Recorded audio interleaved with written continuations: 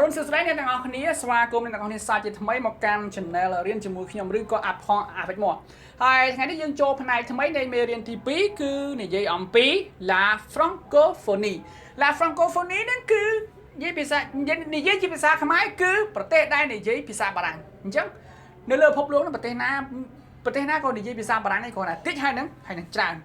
ដូចប្រទេសយើងកាលពីមុនការជំនាន់អាណានិគមហ្នឹងគឺយើងនិយាយបារាំងច្រើនរៀនជាបារាំងប៉ុន្តែដល់ឥឡូវយើងទទួលបានឯករាជ្យយើងនៅតែបារាំងនៅតែរៀនហ្នឹងគាត់ថាវាតិចជាងមុនអញ្ចឹងណាយើងអាចរៀនភាសាអង់គ្លេសភាសាជប៉ុនភាសាថៃភាសាអេស្ប៉ាញរុស្ស៊ីអញ្ចឹងទៅប៉ុន្តែភាសាបារាំងនៅតែមានអញ្ចឹងគេហៅយើងគឺប្រទេសដែលនិយាយភាសាបារាំងគឺ la francophonie អញ្ចឹងយើងមើលក្នុងផែនទីរបស់គេនេះទាំងអស់នេះគឺជាទ្វីបណា l'Europe ទ្វីបអឺរ៉ុប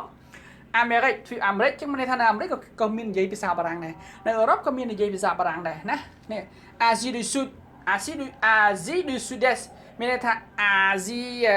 ខាងកើត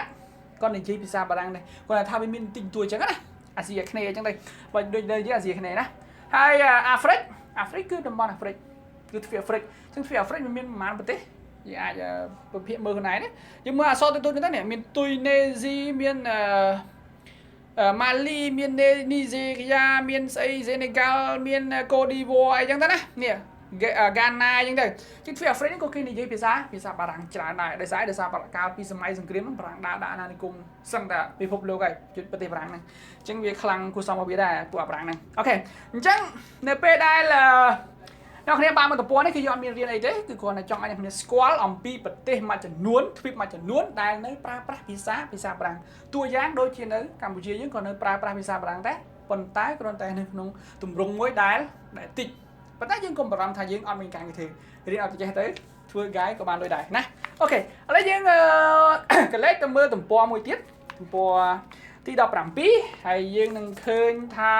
យើងចូលមេរៀនថ្មីហើយណាទំព័រទី17គឺJ'habite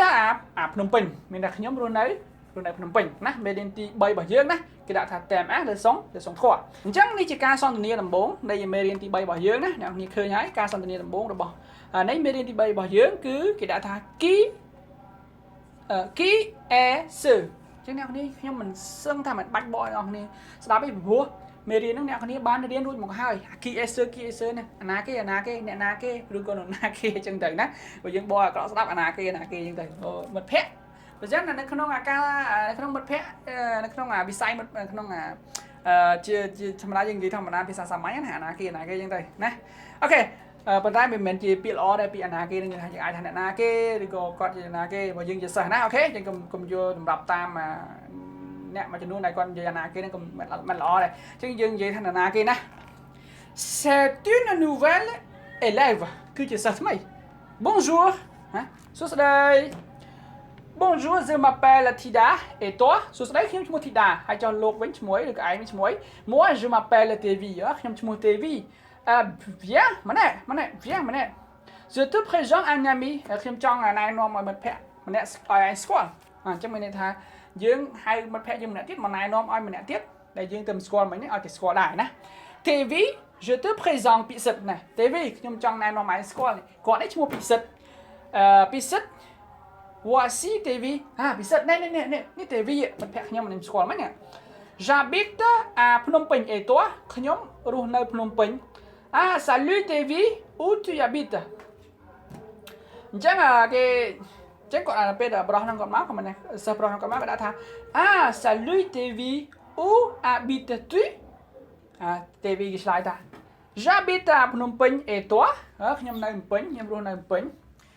យើងនិយាយកាត់នេះថាខ្ញុំនៅភ្នំពេញអញ្ចឹងណាប៉ុន្តែពាក្យពេញរបស់គេគឺខ្ញុំរស់នៅភ្នំពេញរស់នៅទីក្រុងភ្នំពេញmoi aussi ខ្ញុំក៏រស់នៅទីក្រុងភ្នំពេញដែរ Bonjour Tevi bonjour Chers Voici ពិសិដ្ឋណាសួស្តី Chers នេះគឺមិត្តភ័ក្តិថ្មីខ្ញុំគាត់ឈ្មោះពិសិដ្ឋអញ្ចឹងគេចាប់ផ្ដើមណែនាំគ្នាឲ្យស្គាល់ពីព្រោះយើងចូលរៀនដំបូងណាថ្នាក់ដំបូងយើងសិស្សវាមកពីតំបន់ផ្សេងៗគ្នាទៅបើសិនស្គាល់គ្នាជួនណាអ្នកភ្នំពេញមានប្រកាសថាស្គាល់មនុស្សនៅភ្នំពេញទាំងអស់នេះយើងគេណែនាំគ្នាអញ្ចឹងនេះជាគំរូដ៏ល្អមួយសម្រាប់អ្នកនរគ្នាណាបើអ្នកគ្នារៀនហើយគឺណែនាំសិស្សផ្សេងមិត្តភ័ក្តិផ្សេងឲ្យស្គាល់តគ្នាដើម្បីជួយគ្នានៅពេលមានអាសន្នម្ដងម្កាលណាអូខេ Quelle est ta nationalité មានថាឯងជនជាតិអីផ្ជាធម្មតាឮសូរតែឈ្មោះផ្ជាដែរជនជាតិបារាំងមែនទេ